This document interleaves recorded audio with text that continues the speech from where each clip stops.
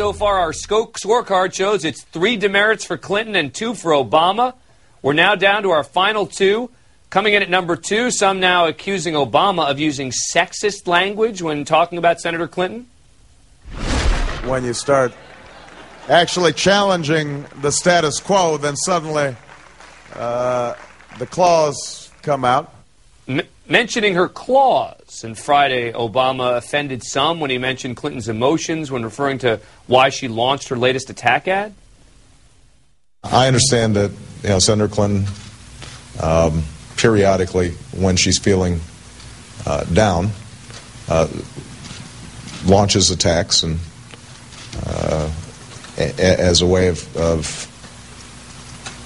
trying to boost her appeal. All right, come on. I'm not giving anyone an X on this one. Clinton's not making the allegation here. I don't think there's any way to suggest Obama's being sexist. Rachel, 15 seconds. You disagree? I do disagree. Really? Remember when Cheney told Pat Leahy to go himself on the floor of the Senate? Imagine if Leahy had come back and said, Cheney must have been really down and he was lashing out. You would never say that about a dude. You would never say that about a guy. Rachel, you'd say it about a dude who people think their campaign is in trouble, and you'd say when they're down, they do X. No, you don't make it about somebody feeling down. You don't. That's something you would only say about a female opponent. That was totally playing the gender card. All right. And I think you can look at the other part. Anytime you're talking about claws, there's got to be the cat fight implication. Oh, guys. All right. Well, sorry, Dan. Guys. Sorry, Dan. Look, that's why we had to make sure we had 2 women on the panel. I don't want to, look, I don't agree, but it's become an angry war of words, though, over our number 1 item tonight. Did Obama plagiarize words from Massachusetts Governor Deval Patrick, as the Clinton campaign is now suggesting? In response to Senator Clinton saying it will take more than just speeches to fulfill Americans' dreams, Obama struck back over the weekend. Don't tell me words don't matter. We hold these truths to be self-evident, that all men are created equal, just words. We have nothing to fear but fear itself, just words, just speeches. Those words were virtually identical to a speech Governor Patrick gave in 2006. All I had to offer is words. Just words.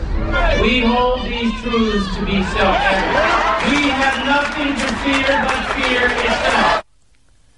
All right. Despite the Clinton camp's charges, I don't think this is plagiarism, since both Obama and Patrick say they knew what was going on. They say they've worked on speeches together, they've exchanged material, but it was a blunder by Obama. He himself said today it wasn't a big deal, but that he probably should have given credit. Michelle, it does seem to me that it's hard not to view this as a blunder by Obama.